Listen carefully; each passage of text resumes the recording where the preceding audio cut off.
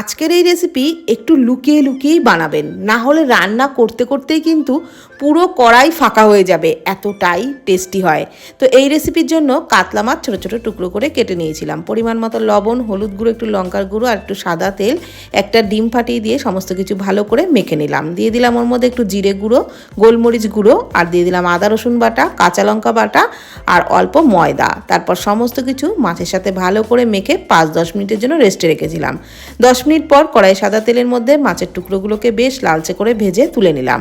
তারপর কড়াইয়ে তেলটা খানিকটা কমিয়ে নিয়ে ওই তেলের মধ্যে দিয়ে দিলাম পেঁয়াজ কুচি। পেঁয়াজটাকে একটু ভেজে নিয়ে দিয়ে দিলাম আদা রসুন বাটা, খুব ভালো করে ভেজে নিলাম। তারপর দিয়ে দিলাম টমেটো কুচি, পরিমাণ মতো একটু লবণ, অল্প জিরে গুঁড়ো, ধনে গুঁড়ো, হলুদ গুঁড়ো, ঝাল লঙ্কার গুঁড়ো দিয়ে মশলা ভালোভাবে কষিয়ে নিলাম। অল্প একটু জল দিয়েই মশলাটা কষিয়ে নিয়েছিলাম যাতে পুড়ে না যায়।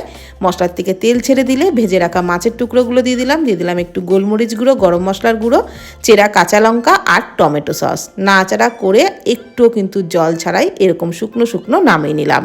বানিয়ে দেখবেন, খেতে অপূর্ব লাগবে।